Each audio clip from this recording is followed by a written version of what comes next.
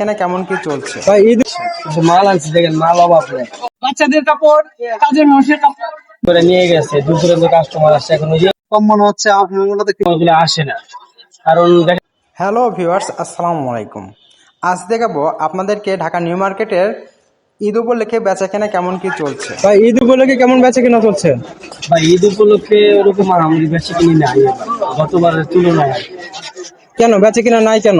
বেশি কিনা নাই বলতে আপনার দেখা গেছে দূর দূরান্ত কাস্টমার গুলো আসে না, কারণ দেখা গেছে রাস্তাঘাটে যে আসবে রাত 12টা 1টা বাজে যাবে বাসায় শপিং করে, চিন্তায় ভয়।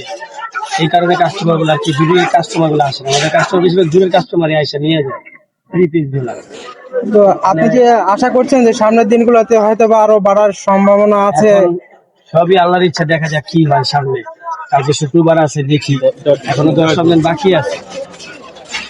ক্রেতারা আরেকটা কথা বলে, সেটা হচ্ছে কি যে ঈদ সামনে আসলে জিনিসপত্র দাম বেড়ে যায়, না বিশেষ না, করে এটা কাপড় চোপড়ে। এটা ভুল কি ধারণা, দাম বাড়ে নাই। কারণ দেখা গেছে এবার তো আপনার মালের যেভাবে রেট বাড়ছে, প্রত্যেকটা মালে 20 টাকা 25 টাকা 50 টাকা করে বাড়ছে, কিন্তু আমাদের গেছে 900 আসলে এখনো 900। আমরা কাস্টমারদের দাম বাড়াইনি, এটা ভুল ধারণা। কারণ আমাদের বেশিতে কিনতে হয়, আমরা একটু বেশিতে বিক্রি করতে হয়। ভাই, ঢাকা নিউ মার্কেট আপনি কত বছর যাবত ব্যবসা করে আসছেন?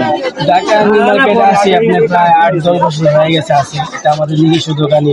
এই থ্রি ব্যবসা করছেন আপনি? 3 পিস ব্যবসা করতেছে। আমাদের কার্পেটেরও ব্যবসা আছে ভিতরে। কার্পেট ব্যবসা ভালো না, এখন 3 পিস আর কি বাঁচতে হইতেছে। কিন্তু 3 পিসে ওরকম আহামরি নাই গেছে বারের তুলনায়। এগুলি কি সব নতুন কালেকশন না? নতুন কালেকশন, সব ঈদ কালেকশন। কিন্তু মাল আনছি, দেখেন মাল অভাব নেই, কিন্তু বেশি বিক্রি নেই।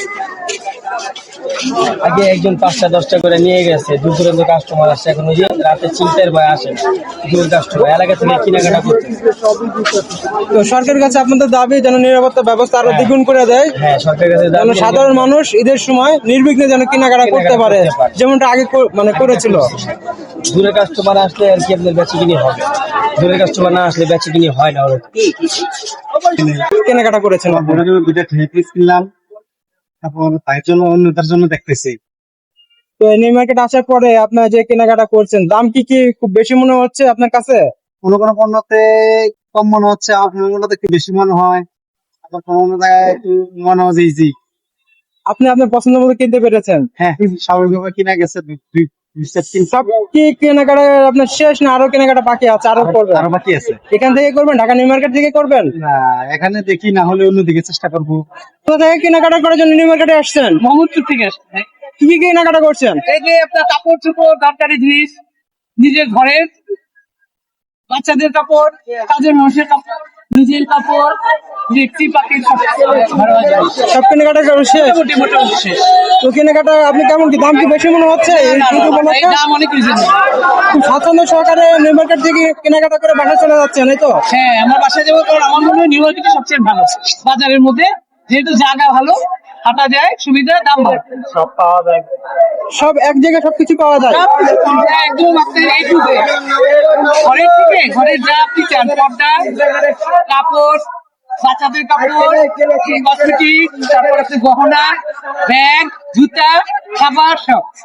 আপনার নিজের জন্য কি কি কিনছেন? নিজের জন্য ঘরের জিনিসপত্র কিছু, জামা কাপড় কিনছি, বাচ্চাদের জন্য জিনিস কেনা হয়েছে, বন্ধু বান্ধবের জন্য কিছু।